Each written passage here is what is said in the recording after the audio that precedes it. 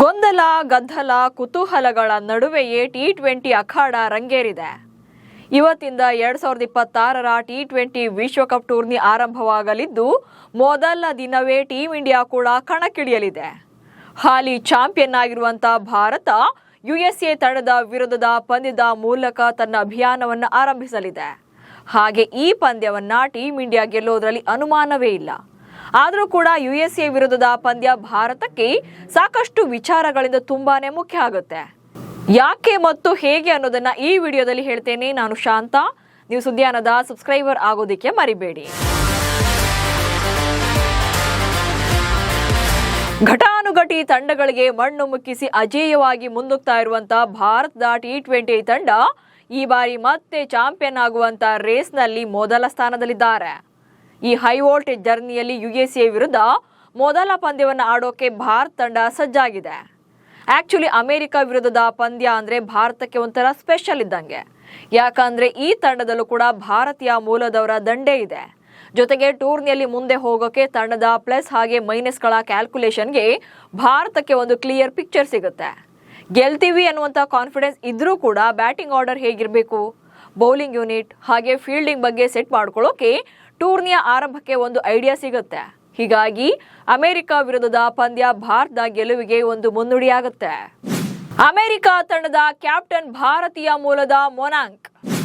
Interesting ವಿಚಾರ ಏನಂದ್ರೆ ಭಾರತದ ವಿರುದ್ಧ ಕಣಕ್ಕಿಳಿಯಲಿರುವಂತ ಅಮೆರಿಕ ತಂಡದ ಕ್ಯಾಪ್ಟನ್ ಮೊನಾಂಕ್ ಪಟೇಲ್ ಭಾರತೀಯ ಮೂಲದವರೇ ಆಗಿದ್ದಾರೆ. ಗುಜರಾತ್ನಲ್ಲಿ 1993ರ ಮೇ 1ರಂದು ಜನಿಸಿದ್ರು. ಭಾರತದಲ್ಲಿಯೇ ತಮ್ಮ ಬಾಲ್ಯವನ್ನ ಕಳೆದಿದ್ದಂತ ಮೊನಾಂಕ್ ಅಂಡರ್-16 ಹಾಗೆ ಅಂಡರ್-19 ಹಂತದ ಕ್ರಿಕೆಟ್ನಲ್ಲಿ ಗುಜರಾತ್ ರಾಜ್ಯವನ್ನ ಪ್ರತಿನಿಧಿಸಿದ್ರು. ಭಾರತದ ಸ್ಟಾರ್ ಬೌಲರ್ ಜಸ್ಪ್ರೀತ್ ಬುಮ್ರಾ ಅವರ ಜೊತೆಗೂ ಕೂಡ ಆಡಿರುವಂತ ಅನುಭವ ಇದೆ. 2010ರಲ್ಲಿ ಅಮೆರಿಕದಿಂದ ಗ್ರೀನ್ ಕಾರ್ಡ್ ಸಿಕ್ಕ ಮೇಲೆ ಅಲ್ಲಿಯೇ ಇದ್ದಾರೆ. ಇನ್ನು 2019ರಲ್ಲಿ ಅಮೆರಿಕದ ರಾಷ್ಟ್ರೀಯ ತಂಡದಲ್ಲಿ ಅವರು ಚಾನ್ಸ್ ಅನ್ನ ಪಡ್ಕೊಂಡಿದ್ರು. ಆನಂತರ 2021ರಲ್ಲಿ ರಾಷ್ಟ್ರೀಯ ತಂಡದ ಕ್ಯಾಪ್ಟನ್ ಆಗಿ ಲೀಡ್ ಮಾಡ್ತಿದ್ದಾರೆ. ಹಾಗೆ 2024ರ ಟಿ20 ವಿಶ್ವಕಪ್ನಲ್ಲಿ ಇದೇ ಮೊನಾಂಕ್ ನಾಯಕತ್ವದಲ್ಲಿ ಅಮೆರಿಕ ತಂಡ ಪಾಕಿಸ್ತಾನ ತಂಡವನ್ನ ಸೋಲಿಸಿ ಕ್ರಿಕೆಟ್ ಜಗತ್ತನ್ನೇ ಬೆರಗಾಗಿಸಿತ್ತು. ಸೊ ಈ ಸೀಸನ್ ಅಲ್ಲೂ ಕೂಡ ಅಮೆರಿಕ ಕ್ಯೂರಿಯಾಸಿಟಿ ಹುಟ್ಟಿಸಿದೆ. ಇನ್ನೊಂದು ಅಚ್ಚರಿಯ ವಿಚಾರ ಅಂದ್ರೆ ಅಮೆರಿಕ ಸ್ಕ್ವಾಡ್ ನಲ್ಲಿ 9 ಆಟಗಾರರು ಭಾರತೀಯ ಮೂಲದವರೇ ಆಗಿದ್ದಾರೆ ಅನ್ನೋದು ಮತ್ತೊಂದು ವಿಶೇಷ. ಇನ್ನು ಟಿ20 ಫಾರ್ಮೆಟ್ ನಲ್ಲಿ ಭಾರತ ಮತ್ತು ಅಮೆರಿಕ ತಂಡಗಳ ಮುಖಾಮುಖಿಯನ್ನು ನೋಡೋದಾದ್ರೆ ಈ 2 ತಂಡಗಳು ಒಂದು ಸಲ ಮಾತ್ರ ಮುಖಾಮುಖಿಯಾಗಿ ಕಣಕ್ಕಿಳಿದಿವೆ.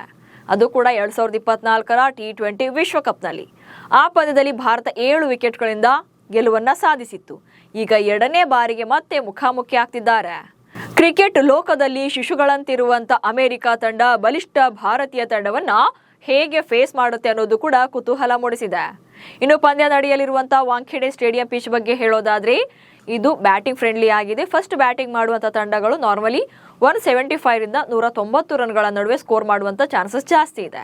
ಇನ್ನು ಚೇಸಿಂಗ್ ಮಾಡುವಂತಹ ತಂಡಗಳು ಇಲ್ಲಿ ಹೆಚ್ಚಿನ ರೆಕಾರ್ಡ್ಸ್ ಅನ್ನ ಹೊಂದಿವೆ. ಅಂದ್ರೆ 60 ರಿಂದ 70% ಗೆಲುವಿನ ದಾಖಲೆಯನ್ನ ಹೊಂದಿವೆ. ಹೀಗಾಗಿ ಈ ಪಂದ್ಯದಲ್ಲಿ ಅಂದ್ರೆ ಈ ಕ್ರೀಡಾಂಗಣದಲ್ಲಿ ಟಾಸ್ ಗೆದ್ದಂತಹ ತಂಡ ಮೊದಲು ಬೌಲಿಂಗ್ ಅನ್ನ ಚೂಸ್ ಮಾಡಿಕೊಳ್ಳುವಂತ ಚಾನ್ಸಸ್ ಇದೆ. ನಮಸ್ಕಾರ.